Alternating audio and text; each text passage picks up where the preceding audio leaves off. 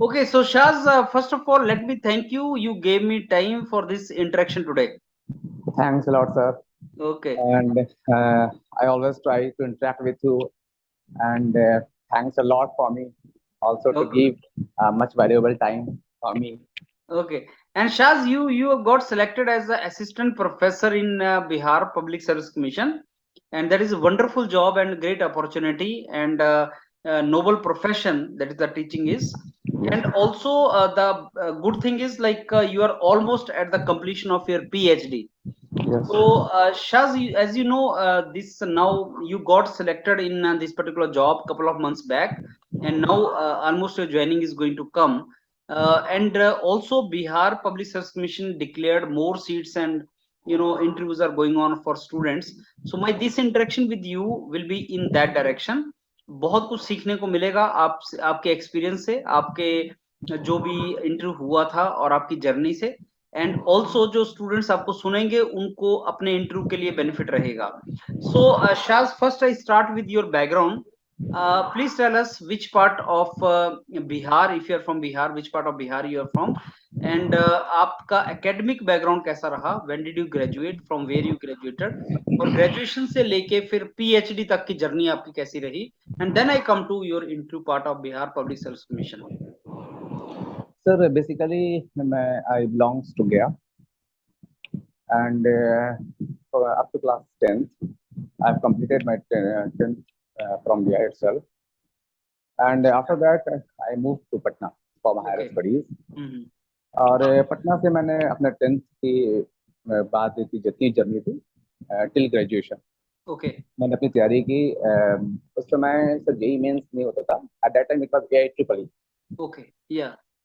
और AI triple E के लिए मैं अपियर हुआ था इन द ईयर 2008। और at that time I got admitted in NIT Patna in civil engineering branch. At the same time, I got selected in Aligarh Muslim University in electrical branch. I finally decided to proceed with NIT Patna in civil engineering branch. So, sir, completed my BTech in 2012 अच्छा. from civil engineering. And at the same time, campus selection, I was selected in Gammon India Limited. Okay. But in the meantime, I decided to move to Delhi okay. for my engineering services preparation. Okay. Uh, Almost 7 of my friends, including myself, moved to Delhi.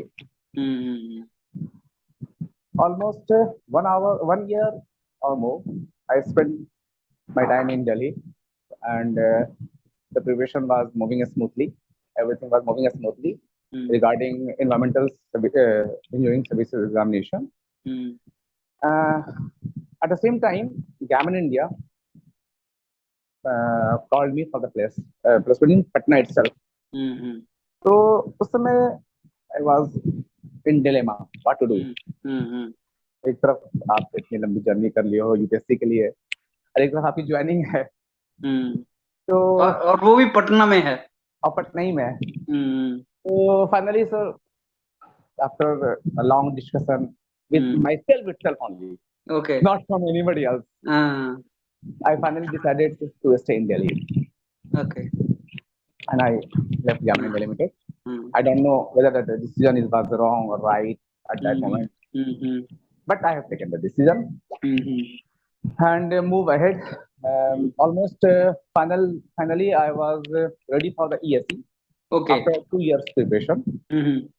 But in the meantime, mummy बीमार पड़ती है, life में U turn आता है, फिर mummy की casualty होती है, तो वहां से थोड़ी सी लाइफ थोड़ी सी शिफ्ट कर जाती है। आपके पीछे प्रिपरेशन के बाद भी वो स्ट्रेस लेवल होता है जो आप उस समय नहीं कर पाते हो सस्टेन। तो फिर फाइनली साली अस्सी मैं बैठ भी नहीं पाया after good preparation, that was a mental stress and anything else.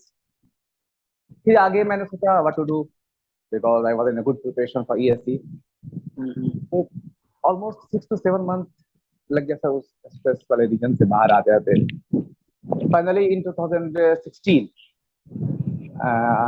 I gave GATE examination and finally completed my and finally conducted in MTech in same NIT Patna. Okay. तो 2016 से 18 मैंने MTech किया हम्म NIT Patna से in environmental engineering, and after that I start pursuing PhD from NIT Patna itself. Okay. तो environmental engineering में मेरी master degree, start pursuing PhD till now almost about to end. Good. और ये आपका शायद ये exam कब डिक्लेयर हुआ था, ये बिहार पब्लिक सर्विस कमीशन वाला जो जॉब का था? सर आई होप 2020 में हाँ 20 में आया था. Yes. And I was waiting क्योंकि थोड़ा आइडिया हुआ था कि ऐसा वैकेंसी आ रही है न्यूज़ के थ्रू. तो क्योंकि अब इसी प्रोफेशन में मेरा एम था, मेरी ख्वाहिश थी कि टीचिंग फील्ड में आना, और I feel my self comfortable. तो फाइनली सर मैं इसके लिए वेट कर रहा था. जैसे ये वैकेंसी आई एकदम ट्रूली स्पीकिंग कि मैंने अपनी पीएचडी को ड्रॉप कर दिया. अच्छा. मतलब ड्रॉप करने का इन द सेंस कि अपने लेवल पे ड्रॉप किया. ओके. मतलब आपने होल्ड कर दिया, जो एफर्ट वहां लगा रहे थे वो आपने यहाँ पे लगा दिया. कि मैंने एकदम फोकस्ड हो गया कि ये तो मुझे लेना ही है, क्योंकि इतनी बड़ी वैकेंसी अब नहीं आने वाली है सर. सही है. असिस्टेंट प्रोफेसर की ऑलमोस्ट 306 इतनी बड़ी वैकेंसी इन स्टेट अब नहीं आने वाली है. सही है. तो इतनी बड़ी वैकेंसी को मिस होना एकदम कहीं तक नहीं करता था कि इसको मिस होने ही नहीं देना है. और ऑलमोस्ट एक साल पूरा fully focused for BPSC assistant professor. And finally सितंबर में सर, शायद सितंबर जुलाई या अगस्त में एग्जाम हुआ था. एग्जैक्टली मुझे डेट नहीं याद है. रिटर्न हुआ और मैं पूरी तैयार था, मतलब हर पॉइंट ऑफ व्यू से इंक्लूडिंग मैथमेटिक्स. देखिए बहुत अच्छा है ये. This is a very good के दैट 2020 में वैकेंसी आई और अब आपकी ज्वाइनिंग होने वाली है, और 18 में आपने पीएचडी स्टार्ट किया और 22 में आपकी पीएचडी भी कंप्लीट होने वाली है. सो ये रेयरली होता है ऐसा जो कॉम्बिनेशन है ना शाज, ये ऐसा होता नहीं है. मतलब मैं वैसे कनेक्ट कर रहा था डॉट्स को. तो एक पीएचडी कंप्लीट करने के बाद टीचिंग करियर स्टार्ट करना, उसका अलग मीनिंग होता है. दो लोग नहीं जान सकते हैं, बिकॉज सारी एजुकेशन एक तरफ और पीएचडी अपने आप में कोर्स एक तरफ होता है. So that is something which is very good for your case. Now Shaz अब चलेंगे आपके इंटरव्यू की तरफ. तो आपका जो इंटरव्यू हुआ होगा इसी साल हुआ होगा इसका, तो आप इंटरव्यू के बारे में हमें डिटेल में बताएं, बिकॉज बहुत से ऐसे बच्चे हैं जो आपके इस इंटरव्यू एक्सपीरियंस से उनको बेनिफिट होगा और वो अपने इंटरव्यू को कॉन्फिडेंटली फेस कर पाएंगे. So your interview experience for this. Sir जैसे ही रिटर्न मेरी कंप्लीट हुई थी तो ऑलमोस्ट मैं इतनी कंफर्टेबल था कि रिटर्न तो हो रहा है, ये कंफर्टेबल था मैं. उसमें बहुत ज्यादा मुझे इफ एंड बट नहीं था. लेकिन सर इशू ये है कि आपका पॉइंट से सिलेक्शन इधर उधर होता है. उसमें 15 नंबर इंटरव्यू, बड़ा टीम है. और हमसे पहले सर कंप्यूटर साइंस और इलेक्ट्रिकल एंड इलेक्ट्रॉनिक्स इंटरव्यू हो चुकी थी. तो उनके इंटरव्यू का मार्क्स मैंने देखा 2 नंबर 3 नंबर 4 नंबर ऐसे मार्क्स दे रहे थे. तो सर एकदम मतलब सोच से बाहर हो गया कि कैसे पॉसिबल है. And in the mean time sir मुझे योरपीडिया के बारे में बहुत ज्यादा ट्रूली स्पीकिंग एक्सपीरियंस नहीं था, और मैंने कभी नहीं देखा था ट्रूली स्पीकिंग. लेकिन जब स्ट्रेस आया इंटरव्यू का, तो 15 मार्क्स आपके 1 मार्क्स मिल रहे हैं 14 तक जा रहे हैं, ऐसे मैं सुना था. और इतनी लंबी वेरिएशन सर. तो यहाँ पे एक एक मार्क्स जहाँ पे आपको सिलेक्शन से अंदर या बाहर कर सकता है, वहाँ 14 मार्क्स का वेरिएशन आपको दिख रहा हो, तो रियली स्ट्रेस था. तो मैंने अगेन पीएचडी को होल्ड किया. पीएचडी बाद में देख लूंगा, पीएचडी तो हो ही जाएगा. अच्छी बैकग्राउंड रही तो पीएचडी कहाँ जाएगा. फिर सर मुझे किसी ने सजेस्ट किया था योरपीडिया के बारे में. और वैसे तो मैं सर अगर मैं बात करूँ कंसेप्चुअल पॉइंट ऑफ व्यू से या फिर नॉलेज पॉइंट ऑफ व्यू से, तो दैट्स मैं फील करता हूँ कि I am in a better position. लेकिन आप जब इंटरव्यू फेस कर रहे हो तो सर नॉलेज के साथ साथ कुछ चीजें होती है. ऑन द स्पॉट 10 मिनट में सारे जवाब टेक्निकल वर्ड्स के साथ उनको आपको सेटिस्फाई करना है. That's issue sir. तो मैंने आपके स्पेशली सर मैंने आपके स्ट्रेंथ ऑफ मटेरियल के जो 7 घंटे के लेक्चर थे सर, मैंने स्पेशली उसको देखा था. मेरे स्ट्रेंथ ऑफ मटेरियल पहले से अच्छे पेपर थे, लेकिन आपके सर जो मैंने वो लेक्चर्स को देखा तो लॉट ऑफ थैंक्स सर कि उतनी कम समय में आपने पूरे स्ट्रेंथ ऑफ मटेरियल को एकदम निचोड़ एकदम इंटरव्यू पॉइंट ऑफ व्यू से. तो आई फील कॉन्फिडेंट. और मैंने योरपीडिया से स्ट्रेंथ ऑफ मटेरियल अच्छे से देखा सर. थोड़ा सा देखा था, पूरी फोकस स्ट्रेंथ ऑफ मटेरियल पे थी जिसको आपने क्लास लिया है सर. और एनवायरमेंटल इंजीनियरिंग से खुद मेरी बैकग्राउंड थी, तो मेरी वो एक स्ट्रॉन्ग जोन था मेरा. और एक्सपीरियंस सबका कह रहा था कि 2 से 3 पेपर अपने स्ट्रॉन्ग कर लो आप। तो एक पेपर सर एनवायरमेंटल इंजीनियरिंग से, मैं मेरी मास्टर डिग्री थी, तो वहाँ मुझे बहुत बड़ा इशू नहीं आने वाला था कि वहाँ से जो भी सवाल देंगे I feel my self comfortable. Student of अच्छा था, लेकिन आपके लेक्चर्स ने मेरे कॉन्फिडेंस बहुत ऊपर कर दिया। और सर मैं तो कहूँगा सर, आप ऐसे लेक्चर्स बनाए हैं सर आप, और थैंक्स लॉट सर आपके इससे बहुत हेल्प मिलता है सर, हमारे जैसे स्टूडेंट को बहुत हेल्प मिलता है।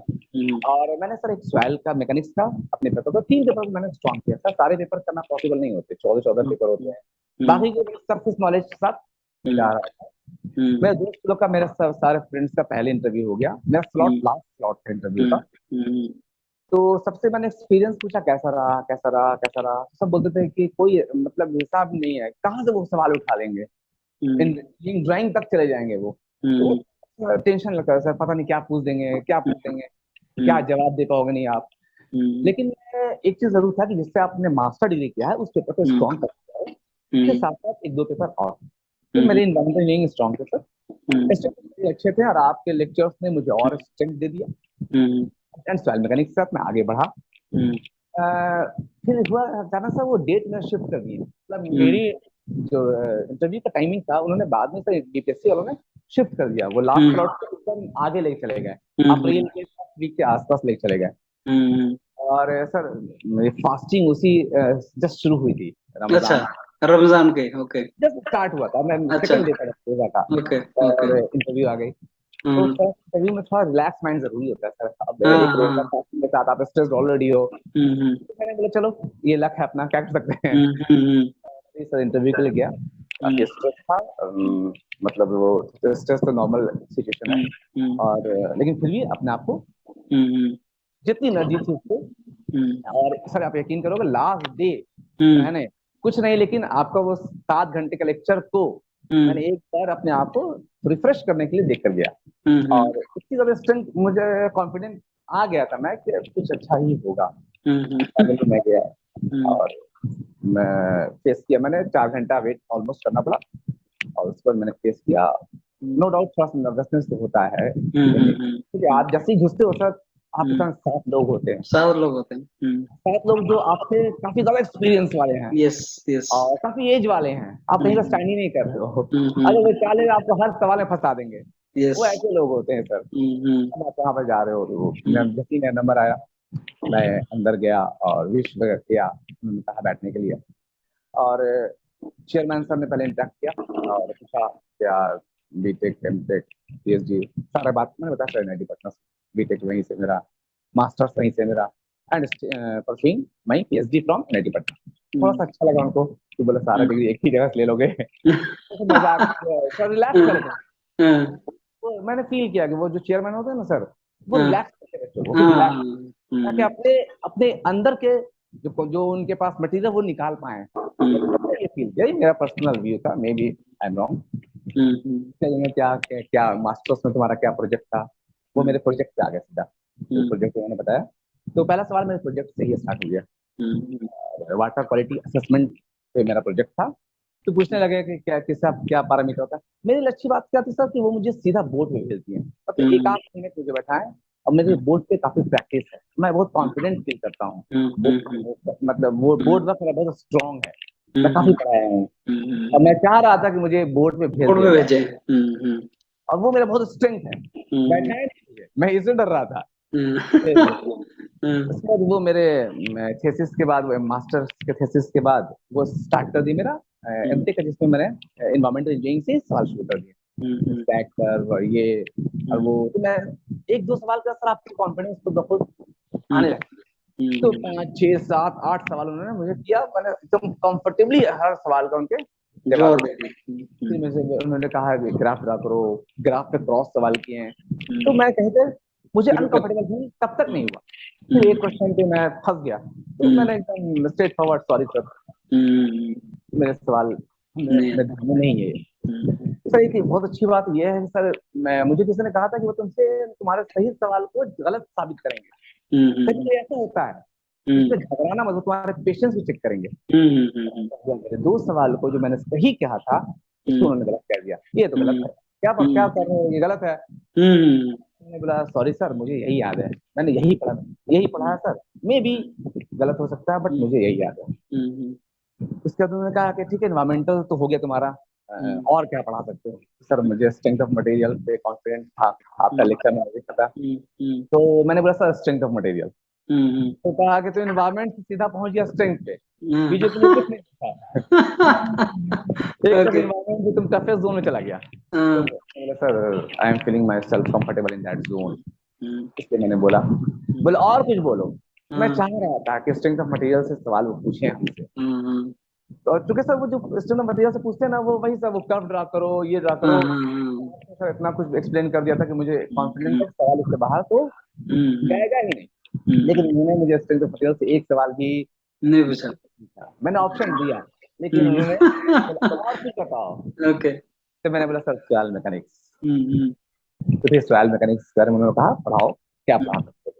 तो मैंने सॉइल पे बेसिक स्टार्ट किया, उन्होंने 5-6 सवाल क्रॉस किया, सारे सवाल का मैंने कंफर्टेबली जवाब दिया।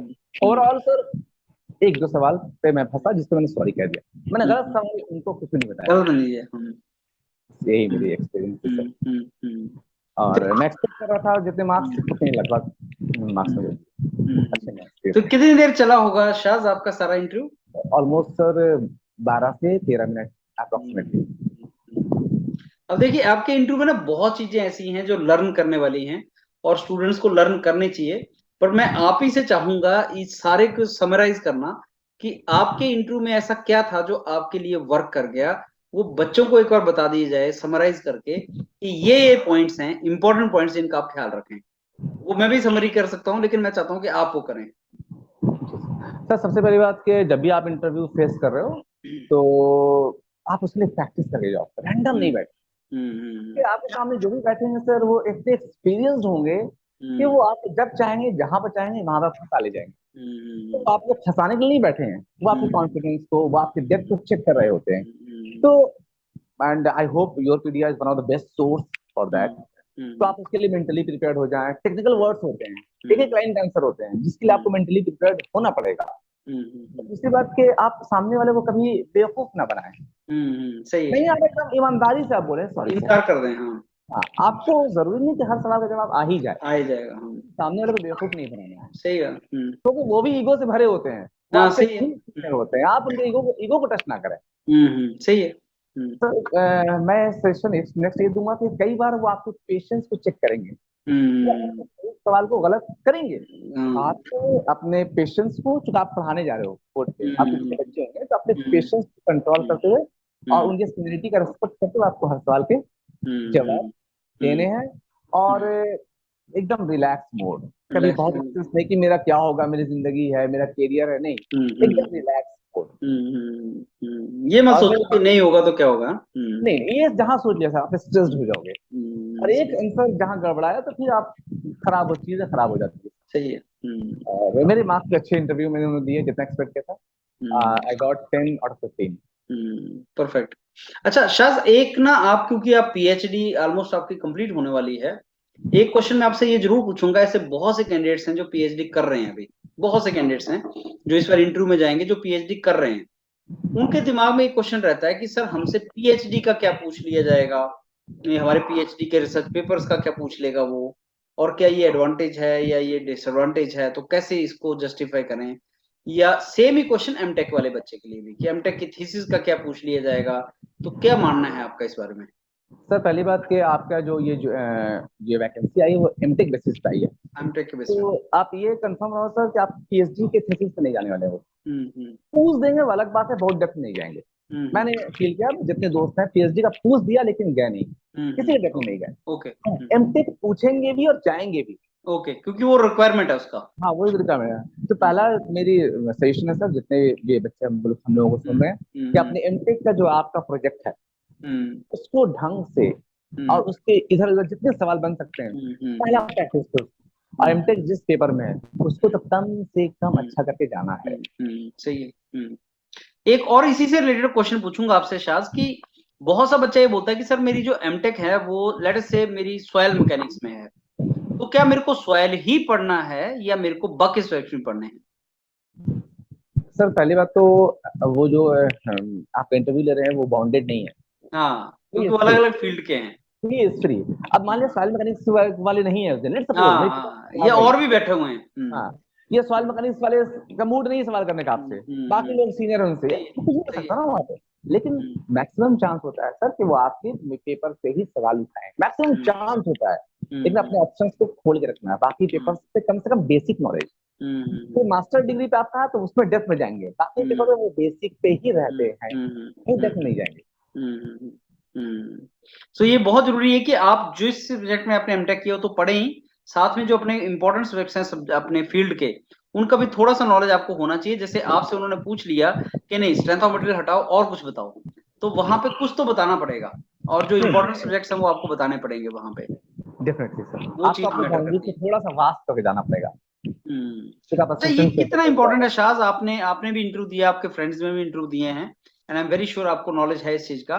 ये कितना इंपॉर्टेंट है कि आपको बिहार के बारे में या अपने जहां से आप हो उसके बारे में का थोड़ा सा ज्ञान हो, को थोड़ा सा नॉलेज हो उसका।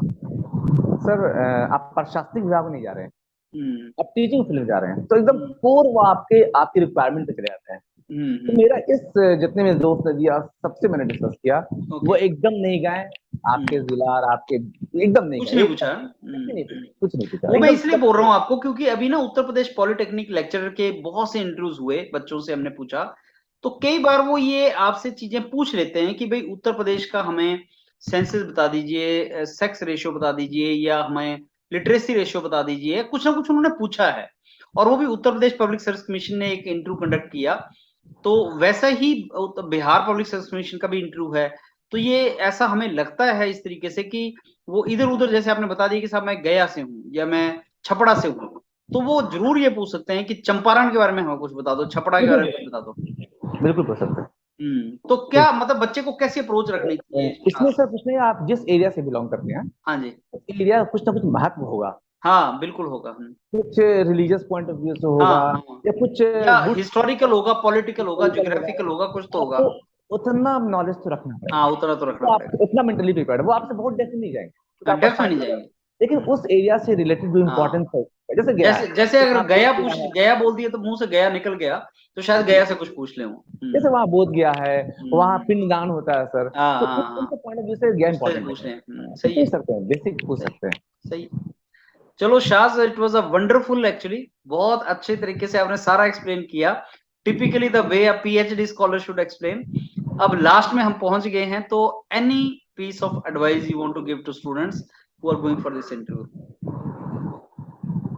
सर मैं उन बच्चों को इतना ही कहूंगा कि इंटरव्यू को एकदम लाइट वेट ना लें, 15 मार्क्स कैरी कर रहा है, रिटेन में सबके मार्क्स आसपास होंगे, सही है। 1-2 मार्क्स वैरी कर रहे होंगे, हम्म लेकिन रिटेन में 1 से 14। बहुत सर ये फर्क पड़ आपकी सकता है। सर आपकी ये आप रिटेन में बहुत अच्छा करके भी बाहर हो जाओगे अगर आपने इंटरव्यू में स्कोर नहीं किया तो। सही बात है। तो एकदम फोकस हो जाए इंटरव्यू के लिए, जो लोग जो काम कर रहे हैं कुछ दिन के लिए उस काम को साइड लाइन कर दें। तो एक बड़ी नौकरी हाँ। आपको आने वाली है, थोड़ा साइड लाइन, थोड़ी लॉस सह ले, कहीं जॉब करो तो लॉस सह ले, लेकिन ये एकदम सीरियसली इस इंटरव्यू को फोकस्ड होकर, कुछ मॉक इंटरव्यू कंडक्ट कहीं हो रहा है, सब लोग आप लोग करा रहे हैं, वैसे मॉक इंटरव्यू को वो लोग सिंसियरली लें और इस इंटरव्यू के थ्रू इस नौकरी को मिस होने ना दें। जैसे आपने बीच में एक दो बार बोला शाज कि मैंने अपनी पीएचडी को होल्ड पे रख दिया इस चीज के लिए, रिटन एग्जाम के लिए, इंटरव्यू के लिए, तो वो एक आपको कमिटमेंट रिक्वायर्ड है, और इवेंचुअली आपने देखा कि प्रायोरिटाइज किया अपने चीजों को और पीएचडी भी कंप्लीट कर लिया और आपकी सिलेक्शन भी हो गया। तो लाइफ में इज ऑल अबाउट प्रायोरिटाइज। तो अगर इंटरव्यू कॉल आ गया है आपको, तो अपना 100% दीजिए, और अगर 10 नंबर का गैप आप डाल सकते हैं तो it can decide your selection and rejection. That is really good. चलो Shaz, I thank you a lot once again, आपने इतना टाइम दिया और इतने पैशन के साथ। लास्ट लाइन सर, आपका मैंने इंटरव्यू देखा था और मुझे उस समय इंटरव्यू से पहले आपका मैंने लेक्चर्स देखा था, वीडियो देखा था, सुना था, और यकीन नहीं होता था कि कभी बात करने का सौभाग्य मिलेगा, और सर सौभाग्य मिला। बहुत बहुत थैंक यू सर, आपने आपको हमें शायद बहुत ये मौका बताता दिया। हूँ मैं कि ये जो प्रोफेशन जिसमें आप जाने वाले हैं ना, ये कुछ ऐसे प्रोफेशन हैं जो ह्यूमन बीइंग से डील करते हैं, और शायद ये इसी प्रोफेशन में होगा कि आप हजारों बच्चों की लाइफ बना सकते हैं। तो I wish you a very good luck for your profession ahead, and it's a very noble profession, and this national service. एक अच्छा अध्यापक अगर पूरी लाइफ काटेगा तो एक नेशनल सर्विस होती है। और जैसे कलाम साहब, my role model, my ideal president Kalam, वो बोला करते थे कि I would like to be known as a teacher, not as a scientist, not as a missile man, not as a president, but as a teacher. और ये बहुत बड़ी बात है इस प्रोफेशन के लिए। तो आई congratulate you for getting into this profession, and I hope and wish कि आप इस प्रोफेशन में हजारों बच्चों के करियर बनाएं। Thank you, sir. Thanks a lot. Thanks a lot अशाज। Thank you, sir.